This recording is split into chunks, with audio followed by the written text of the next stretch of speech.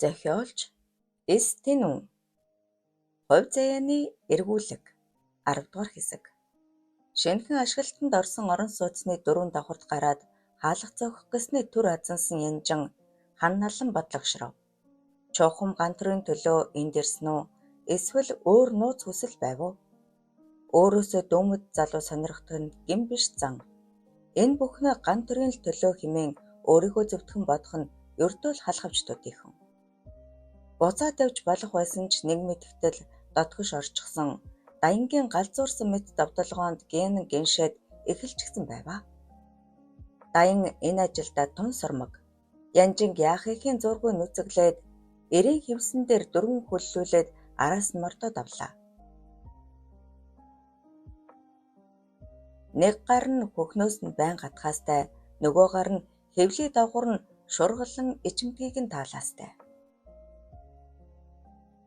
Ичиж имээх аль хэдийн нумартаж дурд тачаалтаа автан мансуурах янжин энэ сүүлчих шүү хэмээн үглэж сад асаруулн дур ханахтаа гантөр минь намайг ганцхан удаа идлээч хэмээн эрээцээрээ алдан бодож байлаа.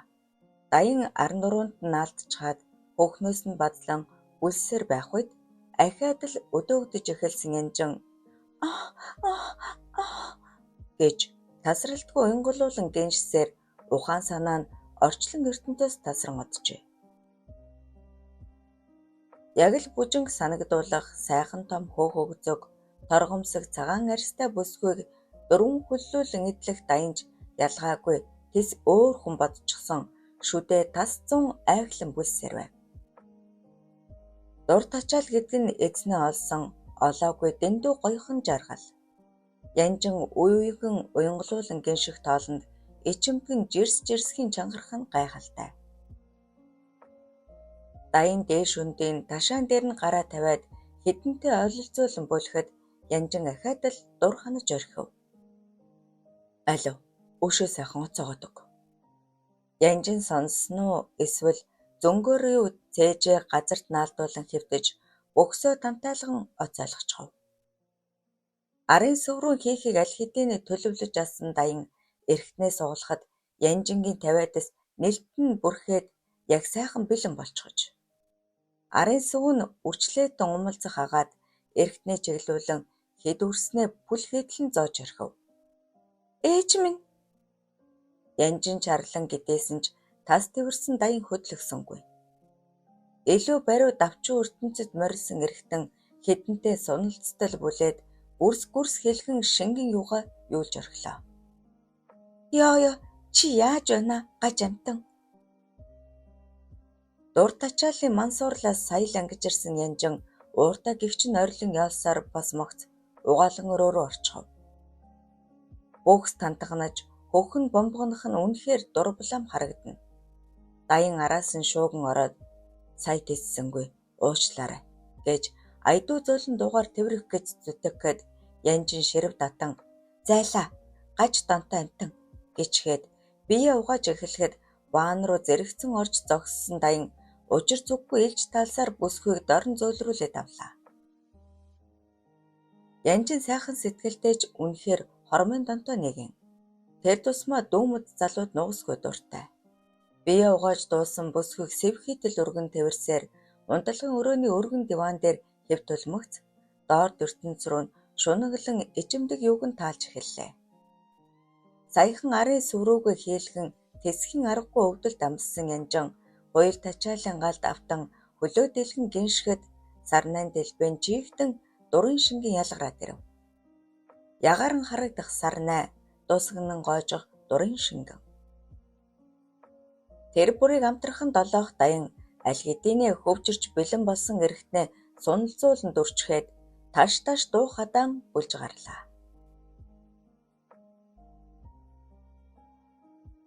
Хогийн цэгээс хурд мэдэн гүйсэн дамбхүү хэдэн гудам өнгөрч үеийнхэн зогсон орчноо адсаар заяа тахынд дөхөөд ирэв. Ёох, олчглоо хэмээн чин сэтгэлээсээ баярлан шивнээд гүйтэл өөш зогсчээ. Гэхтүү ард хадан хэдэн бие томтой хэдэн мэд гүйцээд ирлээ. Дан байгаагүйч ард үлдсэн долгорт санаа зовин яарч байсан тул эмээг юм би мүү Яарч авна гээд ирэхтэл тас буун гал манараад явчихав. Зодолтохоос өөр сонголт үлдсэнгүй. Хамраа садрах цусаа арчин өндөгөөд овгор нь бололтой махлаг бүдүүн банд руу хашгирн дайрч өшгөлөж амжаад бусадтай нь ан ман зодолдсон ч аргагүй дээлдэн хэмх нүдүүлжээ. Ухаалдсан бололтой сэрэгтэл нүд нь овойтол хавдан орчны юмс бараг харагдахгүй шахам бүрсэв. Долгороо гэж шивнсээр өндөөж догонцон алхасаар заяатын хашаанд хүрээд ахиад л муужраад унчихжээ. Хэрвцсэн бүү мэд. Юун хөөхөд вэ? Сахилгагүй банд нарт зодуусан бололтой. Харин тийм. Нүүр нь битүү хавдар бас шагаан малтарчхаж гэлцэх доо сонсдон арайчмаа нүдэ нэвэл заяат ах дүрээрээ мөн байв. Бэ. Юу гинэ хөө минь? Би дамб байна. Эрдний хүү. Тийм байна шүү дээ. Нэг л танил төрөх байсан юм. Долгор хогийн зүг дээр. Хүүг халуур нь дэмэрч бүг анзаарсан заяат асарч тоглон эмчилж гарлаа. Орой болтол нилээн унтаж сэргсэн дамб. Заяат ахаа, хоёулаа явъя. Хогийн зүг дээр миний найз нэг эмээ байгаа. Явъя л да. Гэд өндийхэд чухам юу хэлээд бүг арайчмаа ойлгосон заяат. Ах нь яваад ирээ. Чи гიშгэж болохгүй. Хэвт гэж аргад нь тайлхруулаад гарч одов. Гэвч дамбын хэлсэн хогийн цэг рүү биш өөр тийшээ явсан заяат санаа тавьсан хүмүүсийг нь ололгүй иржээ. Шөнөжин нойргүй хонсон дамб үүр цамигц босоод заяат ахаа явъя. Долгор эмээ хоёр туслая гэж гуйсаар хогийн цэг рүү гүйж хүрэхэд оромж байсан газрыг нь юу ч үгүй тэгшлэн түрээд жимбийтэл цэвэрлчихсэн эл хулхан орчин угтжээ. Өчигдөрхөн яг энд байсан да. Хаач чухсан болоо.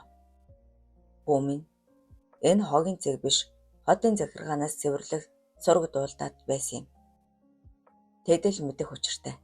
Ах нь асууж сургалъя хэмээн усан нүдэлж эхэлсэн дамбыг аргад нь тайлгаруулах заяат хүүг дагуулan харжээ.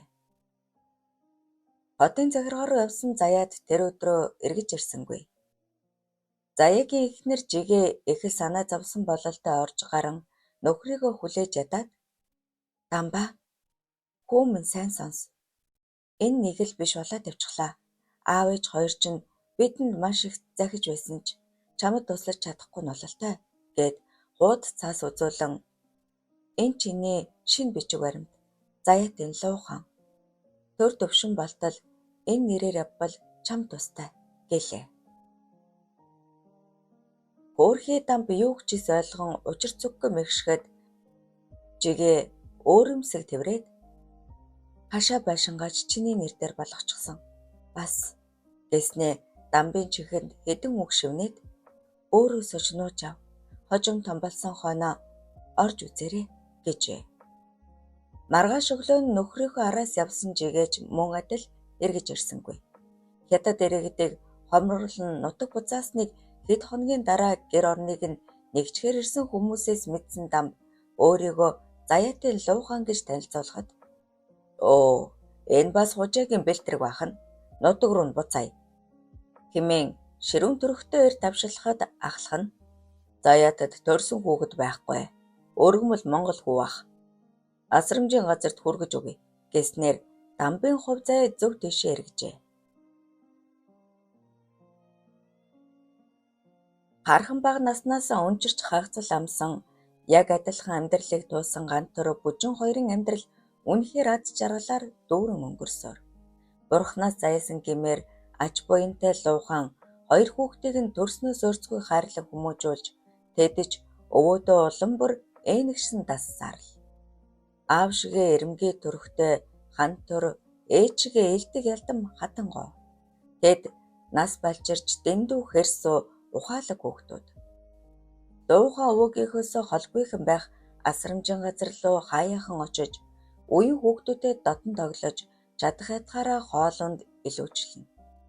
Энэ бүхний мэдсэн ч мдээгүй дүрсгэх луухан бов тал хавхта зориуд илүүчиж бэлддэг бөгөөд тэр нь асрамжийн газар руу сэм зөөгцөөр л.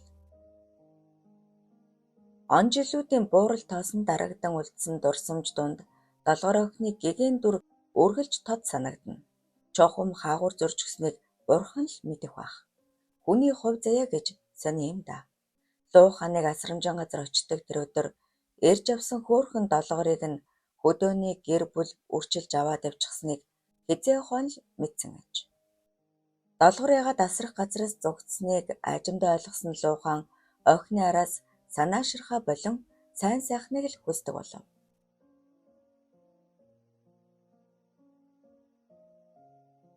Эцэг ихгүй балчирч яахан охидыг том хүүгүүдээс гадна ганцны багш нар дадаж чангаан өвөртөө оруулах тохиолдол байдаг. Долгор зугтаагүйсэн бол үрчлэгдээгүйсэн бол ийм доромжлол амсах байсан нь үнэ. Хүүхэд насны шохоорхол Луу хаанаас холдон явсангүй улам бүр бадамлан ассаар дурлал хайр болон цэцэглэж тэр хайрандаа тэтгэгдэн өдийг хүрсэн ажээ. Гэтэл долгорын төрсөн хүн гинтхэн л гараад ирлээ. Энэ бол хувь заяа. Гантрыг бурхны орноос хөөрхөн долгор нь илгээсэн. Хамт амьдарч жаргах хувь дутсан ч хүүгээ над руу явуулж Луу хаан ингэж сэтгэн гантрыг хүүхдийг нь төрсөн хүү ач шигээ санан чин сэтгэлээсээ хайрлан өөрт байгаа үнцэнтэй бүхнөө зориулахаар нэгэн шийджээ. Тэрээр хувь заяаны эргэлдээс их айдаг. Гантрын ажлын онцлог тунчиг эгзэгтэй ээдрээтэй. Нэг л буруу алхвал босож чадхааргүйгээр амьдралын харанхуй ёроол руу нисэж мэднэ. Хал үзэж хашир суусан Луу хаан дотроо нэгийг санан хантор хатангой хоёрыг харнилхаас нь хүмүүжүүлж зөв тийшин залж сайн хүн болгон өсгөхийг үнэн сэтгэлээсээ хичээсээр байлаа. Луу хаан асрах газар тэгтлээ их ядарч зүдэрсэнгүй. Сайхан сэтгэлд багшийнхаа дэм тусаар хүү жавхлантай танилцсан үүзээгүй нөхөрлөн 18 нас хүрмэгцээл зөвлөлт ус руу хамтдаа сурахаар явж хамтдаа төгсөн ирсэн.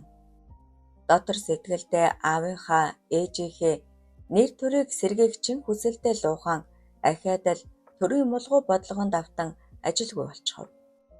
Хөөцөлдөж гүмээргүй байсан ч дотн найдаж жавхланд нь гай болж мэднэ гэж хаширлаад л заяатын үлдээсэн хашаа байшинд намжим амьдарсаар өдийг хүрч дараа нь гантүртэй уулзнаа нь энэ ажээ. 10 дугаар хэсэг төгсөв. Хувь заяаны эргүүлэг 11 дугаар хэсэг. Ингэр билээр нь хонин сүрэг тархан бэлдсэн модод уулын хормойд зусаж буй ганц гэр дээр ВАЗ 69 машин давхин хөрсөн нь төлөөлөгч Даян мөн байв. Дэслэгчийн мөрдөстэй цэрэг хувцас өмсөж хөлдөө орос хороомон гуталж ийсэн нь үнэхээр сүрдэм сүрлэг харагдана. Жолоочгүй ганцаар яваг нь бодвол амин хувийн ажилдаа ирсэн бололтой. Машины дуунаар 19-18 та болов уу гэмээр туранхай бороохон гарч ирснээ цэрэг хувцастай хүн хараад сүрдсэн үү яасан буцаад орчихов.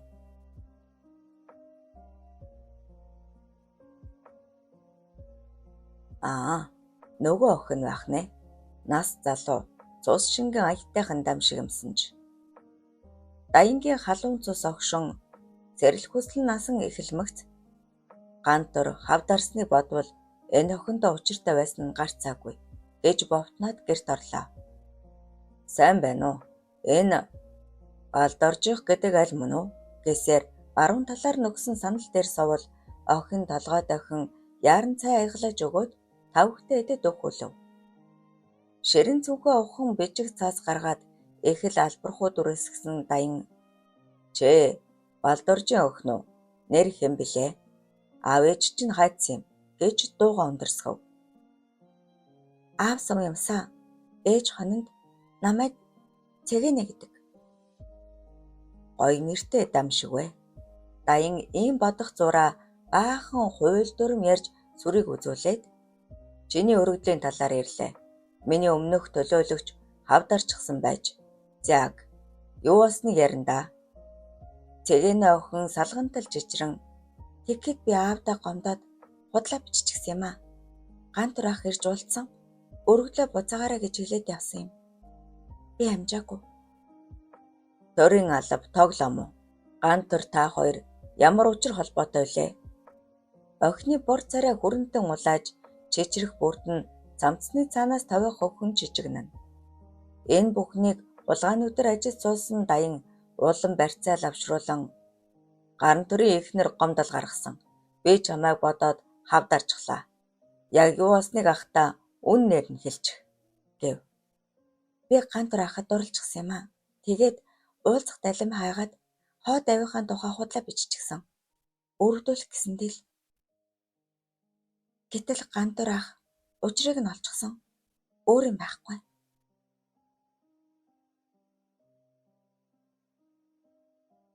Чухам ийм л юм болсон гэдгийг мэдэж байсан даян гантар чамайг оролцсон уу? Эхнэр нь яагаад надад хуруугаач хүргээгүй. Зорилго нь буруу тийш эргэжчихсэнд их л бухимдсан даян бөөн зардал чирэгдэл болж ирлээ шүү дээ. Чи нэг л юм нуугаад байна да. Охин нусаа шор хийдэл татснаа. Би гантар ахад гомдохдоо харгүй хүнтэйг унтчихсан. Маш их өвдөж бас айсан. Тэгээд л аавгаа гүтгэчихсэн юм. Тэр хүн чинь гантар үсттэй. Бишээ. Тэгвэл чи гантуртай унтсан гэд өргөдөл биччих. Би 50 орхий. Юу? Үгүй болохгүй. Унтъя гэж гуйсан. Би айхтаа өөр хүнтэй гэдэг ч юм уу. Үгүй гэвэл аймаг явнаа. Гантарын эхнэртэй нүүрэлдүүлнэ.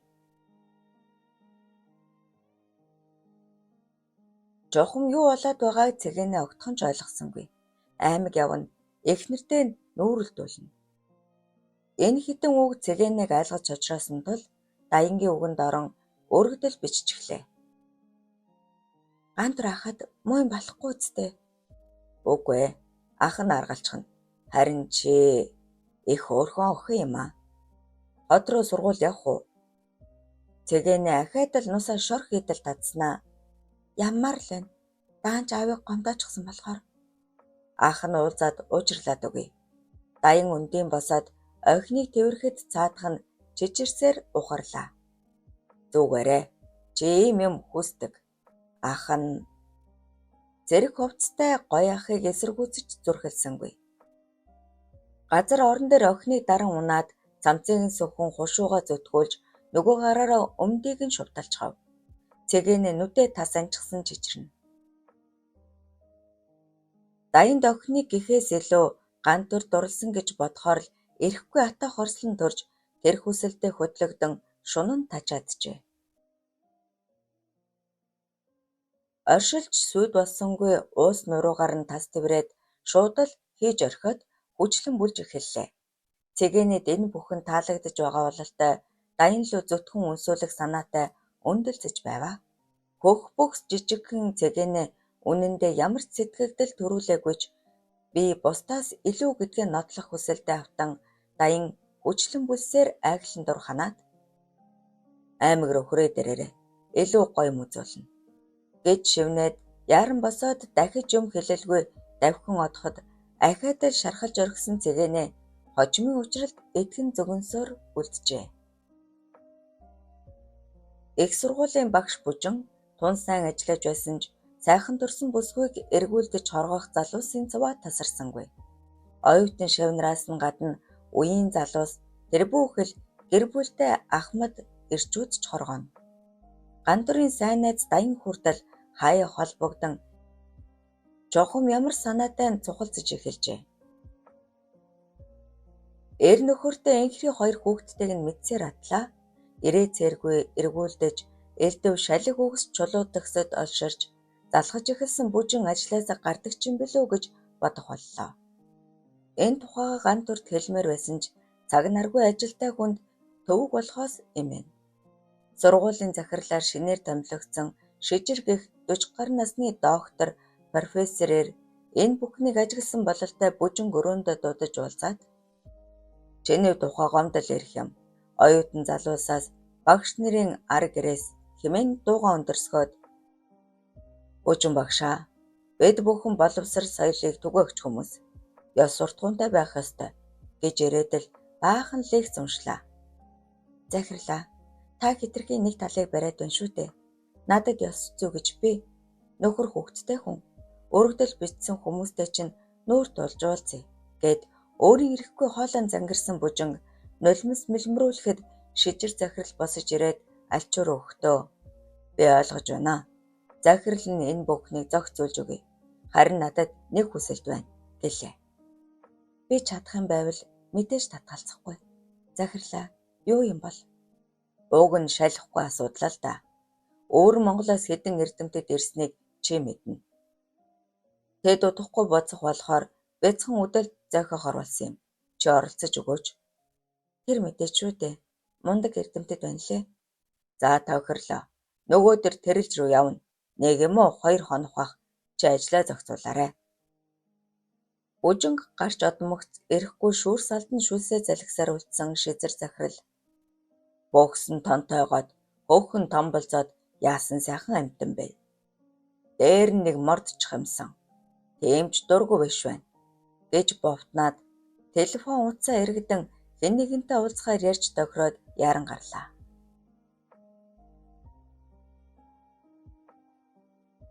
Шижрэг ресторанд хурж очиход газрын дарга баян алертээ ирчихсэн хүлээж сууснаа. Шижэр захирал, яасан их хүлээл гэж байна? Аргагүй. Том сургуулийн том захирал гэхэд шижир бүхэлдэх нь холгүй тонголзоод баян дарга машинтай би явган бүөх нь халгал ирлээ гэсээр сов. Машин авч унал да. Надад танил өдө бий шүү. Тусалж болно. Биелэгч атлаа нэр хүндтэй ирээдүйтэй баян даргад шижир унаж өгдөг нэгэн. Сайдын суудалд суух хамгийн ирээдүйтэй хүн бол баян. Машинтай болмоор л байна. Даанч тоолдог налгадаа. Зохицуулж болно. Чи ямар мэдээтэй ирэв? Амаалдуулж чадсан. Нөгөөдөр тэрэлж рүү авч явна. Сайн байна. Алдаа гаргаж болохгүй шүү. Аав нь бас нөхөр нь ямар албан тушаалтайг чи сайн мэднэ. Гомоо хөдөлвөл толгой зустна шүү. Дарга, надад найзаж болно. Итгэлийг тань алдахгүй. Сайн байна. Энэ ажлыг халбалгүй амжуулж чадвал цоошин лаада чинийх болно. Тэгээд ч зогсохгүй. Миний судалд чи удахгүй суун. Шижир өөрийн ирэхгүй шүлсээ гүд хитэл залгаад та холоос ажиглаж бай. Би зохицуулнаа. Хожимын эрсдлийг давхар тооцоорой. Өөрөө багорлц. Өөрөө л ашигла. Баян даргыг юу хэлэх гээд байгааг сайн ойлгосон шижир толгой дохиод архины бөглөө мултлан ундаглаж эхэллээ. Асрах газраас бараг салхаа байсан хантур дүүгөө хөтөлсөөр очиход найзууд нь хүлээж байсан бололтой тосоод ирлээ. Үлмэн зэлмэн байгаа нэлд торлуу нүд унгах шахна. Насаар ойролцоож намхан түнээ муутай ах トゥ хоёрт идэх юмнуудаа гаргаж өгөөд бүгд тухлан сув. Тэдхийн сарын дотор үе загуу дотносон жаалхан хүүхдүүд бараг л харцаараа ойлголцох бөгөөд ирээдүг зөгнөн ярилцах нь хизээ язааны том хүн аятай тунчиг хэрсүү харагдана. Дөнгөж 5 нас хүрч буй жаргалын гэд цадсан бололтой инээд алдаад. Хоёр найзтай баярлаа. Том болоод ачигтан заавал хариулнаа. Гэхэд дүүж авцсан толгой дохиод би ч гэсэн хатангойгийнхоо үнэнч найз нь болно гэлээ. Хантар нэлийн бодлогоширч зууснаа хоолоогоо заасан эгээл том хүн шиг. Өвөө маань та хоёрыг асарч авах гээд хөөцөлтөд л байгаа. Мүд бүтчих баха. Цугтаа нэг дор байвал бидэнд амар шүү дээ. Наашаа ирэхэд дэггүй хүүхдүүд их таарах юм. Би ч яахав. Хатангой маань жаахнараа байна. Хурдан том болох юмсан. Аха, би танаас хоцрохгүй алхдаг. Бас хурдан гүйдэг. Миний дүү мундаг л да. Гэхдээ чи аав ээж хоёрт амаалдваа. Димит инлээ гэж зэмлэн шүү. Аав ээж хоёр маань харин ч баярлна. Чи өвдөгний шалбархаагаа хардаа. Эртээд бүдэрч унаад. Гэтэл ааваа шилсэн. Хатангой өвдгөө халахмар айдаад. Би сандраад асрах газар руу ирснээ хэлчихсэн юм аа. Дахиж ам алдахгүй. Хоёр найзгаа өхөөртөн хард суусан жаргал угсгэн босоод хамт руу чи надад зодолтой гаргаасаа зааж өгөөч. Эртээд ихс суурчихсан. Шалгах юм уу гэлээ. Хантер жаргал хоёр тун живсэлтэй хөдлөн эртний Хеттийн тулааны урлаг болох кунфугийн дасгалын нэгэн жигд хөдлөн хийж биеэ халаагаад бие хамгаалах арга техник давтан хөлсөө гартал ноц алдав. Жаргал ихэд ядарсан бололтой амьсгаазаар газар суугаад өнөөдөр данхар балтыг сургаж өгнө. Гой арга сурлаа гэхэд Хантер битгий хэвдээ би чинь хөшчгөн зөв амьсгалаад божин зүрмсээ суулал алив бос гэд ахаад л амьсгалын дасгал зааж эхэллээ. 2-3 цаг хамт байсан найзууд гардаллан салцгааж Хантер хатангой хоёрч яаран харжээ. Хүүхдүүдийг чухам хаашаа яваад ирснийг сайн мэдэх Луухан шороо тоос болж бохирдсан хувцсыг нь сольж өгөөд та хоёр дахин асрах газар руу явах шаардлагагүй болсон.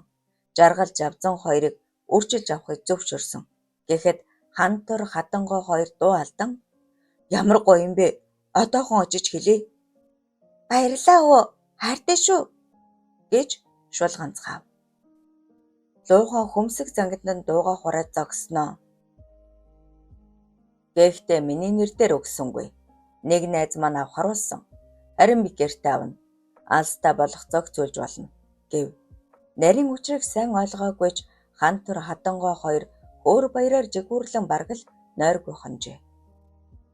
Асуудал сансныг бодоход амархан шийдэгдэж өдөөний малчин гэр бүлийн нэр дээр үрчлэгдсэн жаргал жавзан хоёр асрах газраас Луугааны гэрт ирэх болов.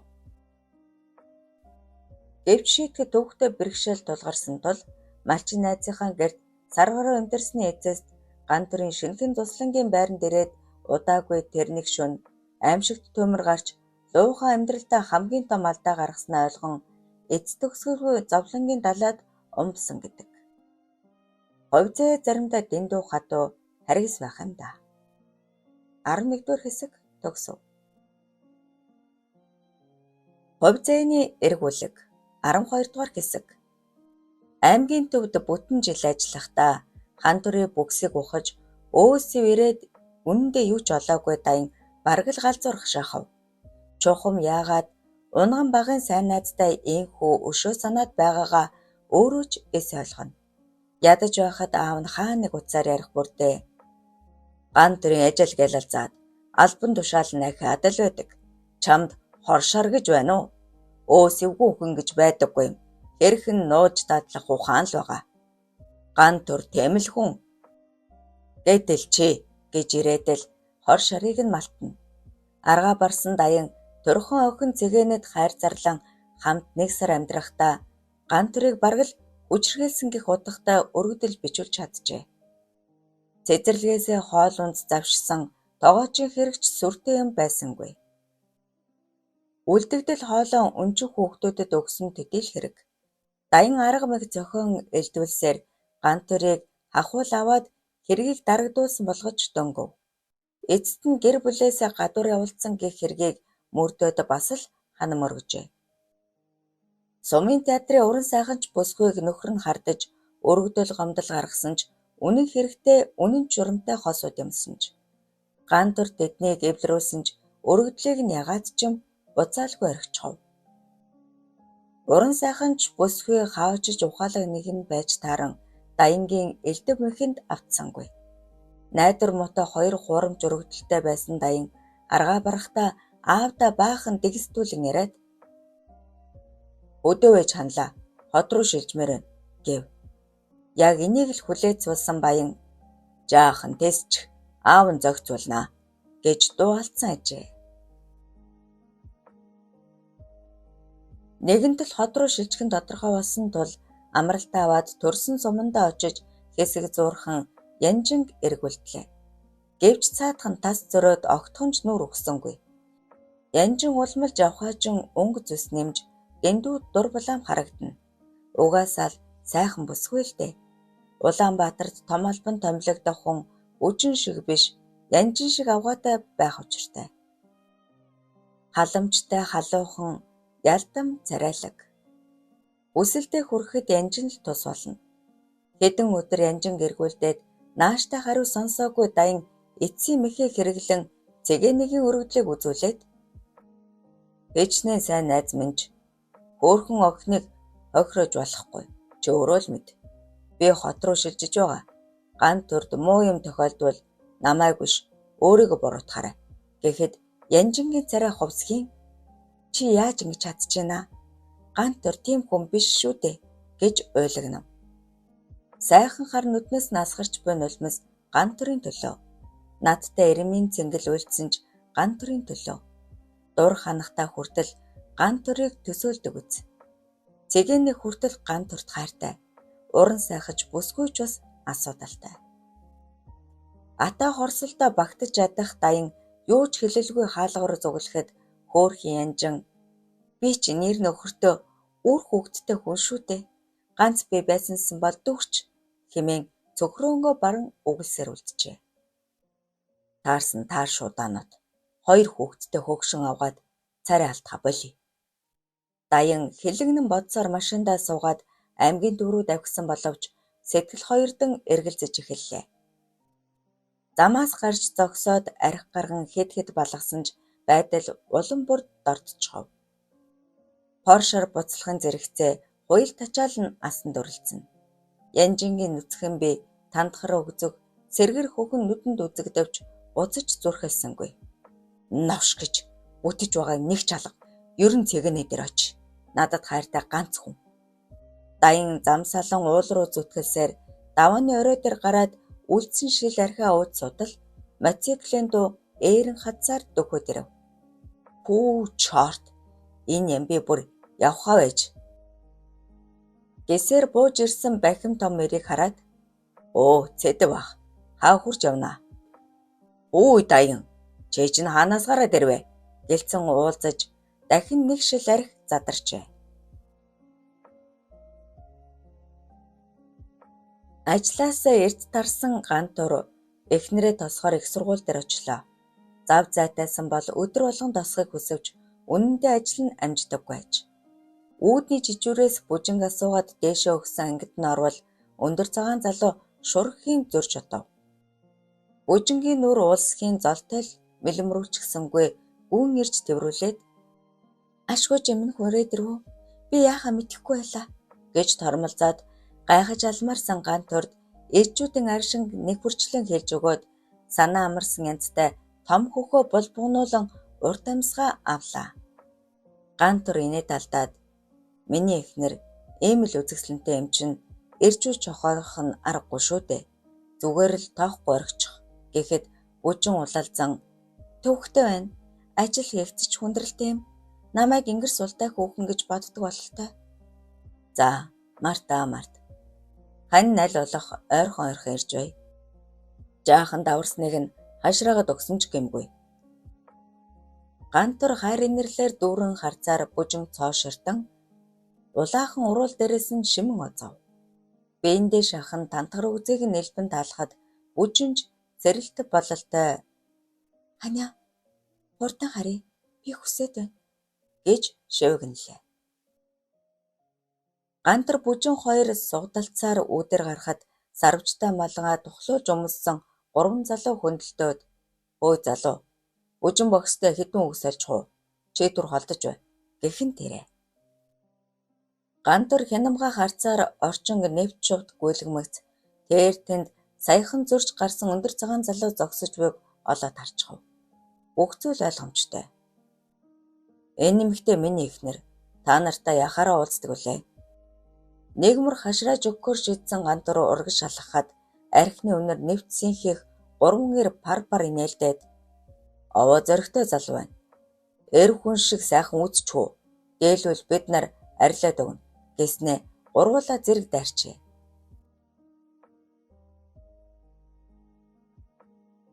Бүжин бүлтэлцэн уулга алдсан ч ганц төрийг хорсонгүй. 3 залуу зодоонд тун эвсэлтэй юм. Зайгүй давталгооноос нь хэдэнтэй сурмаг болтон ухархад зугтаалгүй зодолтооч эр хүн мөн үү гэж хашгиран дайрсан ч эхний залуу ганц төрийн баруун гарт ширвүүлэн унлаа. Залуусын гомог мохсон бололтой хөдөлгөөн нь удааширчав. Зодооны сургаар сониуч хүмүүс нь аль хэдийнээс шавчсан эрэгт дурлан ажицгаана. Үлдсэн 2 залуу ухсхийн хэд хэдэн цохилт хийж орилон дайрсан ч Гантур шалмаг хөдлөн бултаад ганцхан цохилтоор цементэн талбай дээр унгажээ.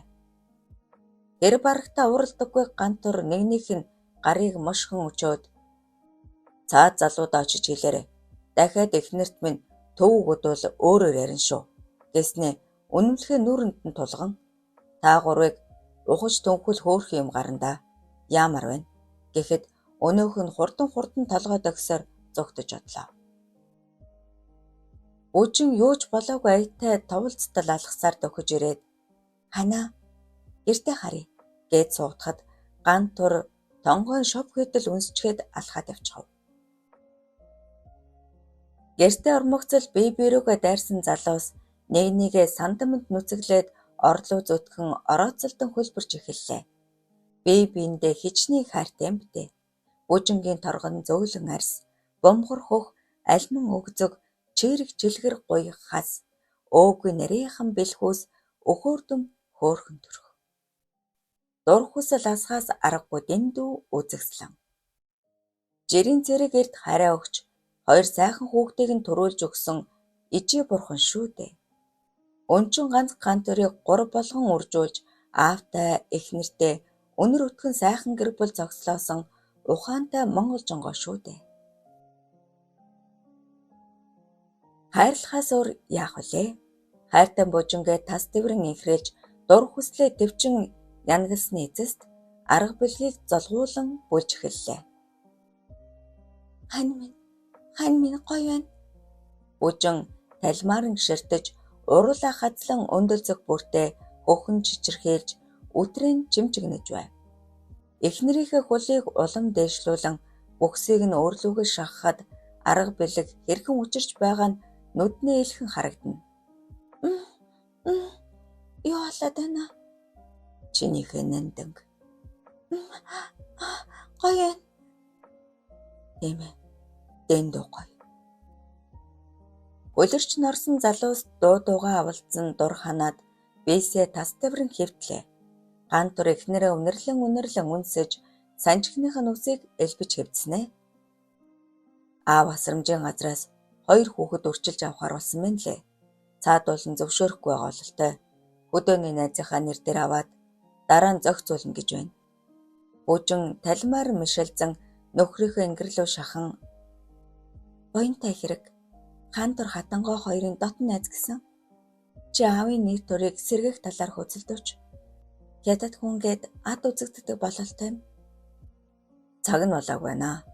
Нэр төрөөс гадна өөр зөндөн асуудал бий. Ханин судалж байгаа. Чи минь мэдтээ.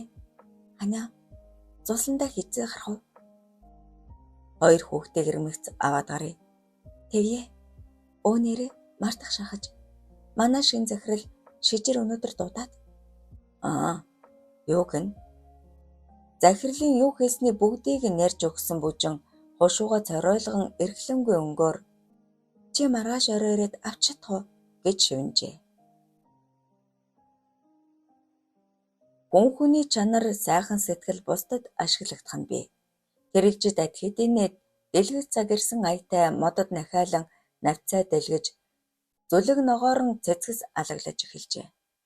Шижир захирлын сонгосон Бүжин тэргүүдэд царайлаг эмэгтэй багш нар өвөрлөгч эрдэмтдийг үдэх цайлганд үйлчилж байлаа. Хоймор голлон суусан шижир захирал үе үехэн малилцтэл инээд алдан ёстой л эзэн аятай айшлах агаад тунгалаг гэх өндөр гойлог багшиг сэм догсоор дагуулan гарч отов. Гантурын сануулга сайтар санаж асан Бүжин бусдын нүдийг хариулан байж гадаа гарахад шижир захирал тунгалгыг дагуулсаар сондгой байрлах барилуу орчхов. Эрдэмтдийг үдэх далмаар өөр санаатай ирчээ те. Тунгалаг багш чинь нөхөр хүүхэдтэй гэтэл. Өвөрлөгч эрдэмтэд ёстой л номмор хөөсөн эгэл даруй хүмүүс аж. Харцанд нь ямар ч муу санаа өөр бодол алга. Тунгалгийг эзэмд нь дур хүслээ хангасан шижир хээв нэг орж ирээд зочтой архиар шахан хамтын ажиллагаа маань өргөжин тэлэх болтугай. Дуустал ууй гэж урайлан эмэгтэй багш нэрэгч адилхан уухыг шаардсаар байна. Харцсан байн бай бүжингийн гой сайхан биен дээр тусах хагаад төвхөн төвлөзөн шүлсээ залгина. Шижирт эзэмдүүлэн талуулсан тунгалаг багш зургийн аппарат зүүчгээд наагур цагуур алхлан зураг дарахдаа ихэвчлэн бүжинг оруулсаар байлаа. Халамцаж мансуурсан зугаацагчид гадагш гарч гал бараатан уусаар бүрэнхий болсон хойно бяцхан үдэшлэг зохион диско хөгжмийн ая тавин хангинуулж эхэлсэн нь цөм шижирийн санаа. Тунгалаг багш оройлон өвөрлөгч эрдэмтдийг уран бүжиглэж бусад багш нэрэгч урайлан дуудсаар байв.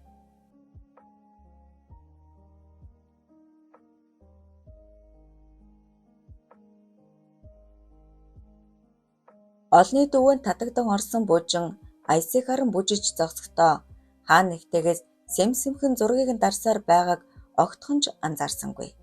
Шижир захирал даруухан дүрсгэн алга дашин сууснаа зурагчин явж одмогц ухсгийн босоод бүжин өрн бүжиглэж гарлаа.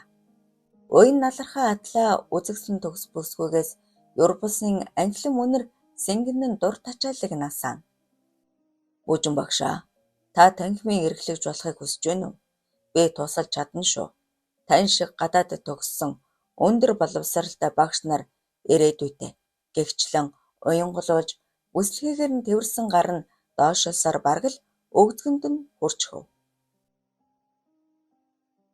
Бүжин үйлэлэг замчин гарыг нь холдуулаад дотор мухараад болтгоо. Би голын эрг рүү явж жаахан агаарлаа гэхэд шижир дургуутсангүй. Хамт явъя гэвэл татгалцах нь ойлгомжтой тул араас нь цэм дагсаар очоод архинд муу бололтой. Алив нурууг нь даръя гэснээ хариуц сонсолгүй мөрийг нь бацлаж гараа зүтгүүлэн хөхөнд нь хурчхав. Хөөе, та яагаад байна? Уучлаарай.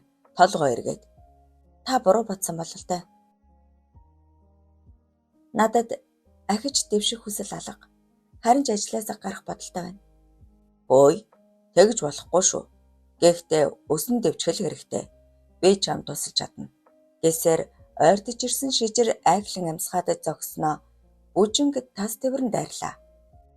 Болооч дээ, та чинь чи дэндүү сайхан бүсгүй. Энэ хөх өгзөг чинь ямар гоё. Төсхийг чимээ гарч шижир захирал холоо усэрчхв. Гант өрөө хань минь. Адгийн шарвэ ичээч. Шижир хүчтэй зохиулаагүйч ёолон хэвцээр үлдэж гант төр дахиж юм хэлсэнгүй эхнэрээ сэв хэдэл тэрсээр алхан уджээ. 12 дугаар хэсэг төгсөв.